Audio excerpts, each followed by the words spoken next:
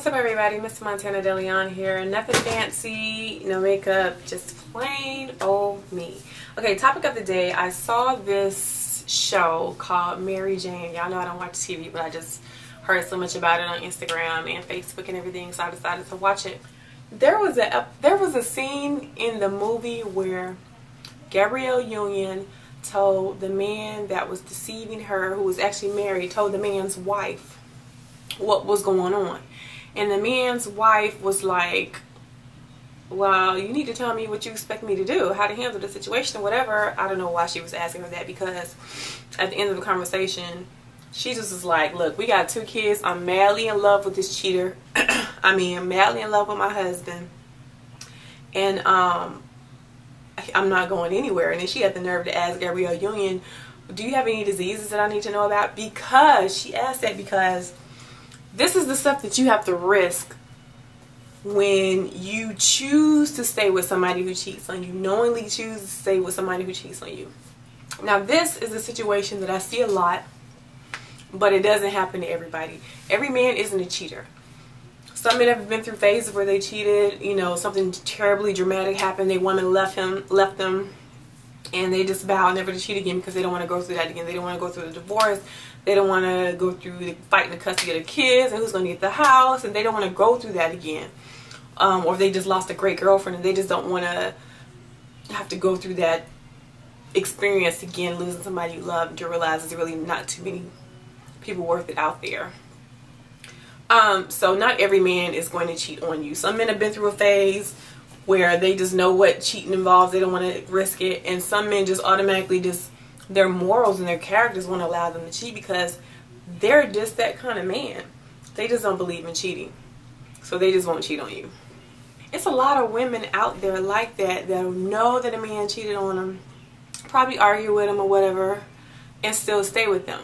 Now, the penalty for your man cheating on you is you go back with him, you stay with him. And I think that's why a lot of the cheaters who cheat because the penalty is not that major. Like, you hear about a lot of chicks going back to men that have cheated on them, and it's just the penalty is not that major for cheaters. Like, how do you teach men to stop cheating if you keep going back to them, if you keep forgiving them, if you keep staying in a relationship with them? How do you teach them that cheating is so wrong? Cheating hurts so bad. Cheating is not okay to do. How do you teach them that when you're going back to these relationships with these men? Vice versa, if you guys are watching the video, same thing with women. How do you teach people not to cheat on you if the penalty for cheating is, okay, I forgive you, let's get back together? Do you know how many people are out there that won't cheat on you, but you're giving this cheater a second chance? The penalties are not that major, not that scary to the point where men will cheat and they'll chance it, because 9 times out of 10 a woman will take it back. If you are constantly in relationships or getting involved with men who are cheating or have somebody already on the main check and they're treating you good and they're respecting you as a woman and treating you like a queen and taking care of you, taking care of your family or whatever it is, taking care of the household, and the only downfall that they have is they're not a bad man to you, they're not a bad boyfriend to you, they're not a bad husband to you. The only downfall is you're sharing him with somebody else. Or you've been trying for years and years and years, you're here 45 years old, can't find a dedicated man.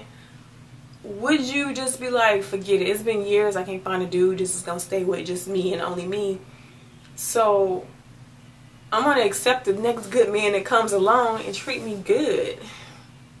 This is just something far-fetched I was just thinking about. Like, 45 years old, you haven't gotten in a good relationship or a dedicated relationship with a man yet, but if you run across really good men, they treat you good, they spoil you to death, treat you like queens, but then you find out they mess with somebody else, or they married, or you the other woman. How do you deal? Like, would you ever at the age of 45 be like, just forget it, because it's just what it is, I'm just have to share. As long as he's good to me, treat me good, provide for me, whatever, just there for me when I need him, I'm just gonna have to share. But I got a good man. Because I think that's what that lady in Being Mary Jane, the show, was thinking. Like, it's either she was like, he good to me, He treat me good, treat the kids good. I got a man. A piece of a man is better than no man at all. And she just was like, I can't be alone.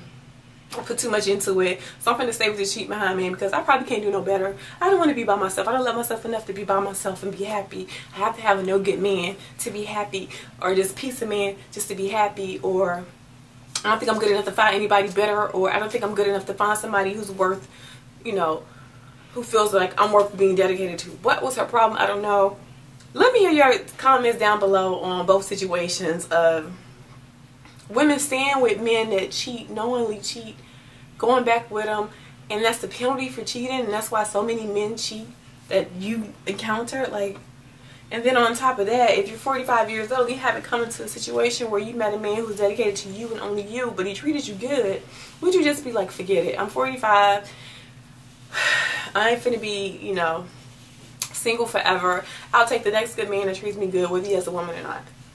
What kind of person are you? Are you a person about self-love? Can you feel complete and happy single instead of settling for a no good man or no good woman? Can you be happy in life single? Like, I don't think everybody's meant to be in a relationship or meant to be married in a lifetime. It's not for everybody. Everything ain't for everybody. It would be nice, but that's not what life is about. Life in general is about being happy, whether you single or you married, or you just got family surrounding you, great friends, whatever. As long as you're happy, that's what I think life is all about. But we'll talk about it in the comments below. I'm interested to see what you guys say about the situation.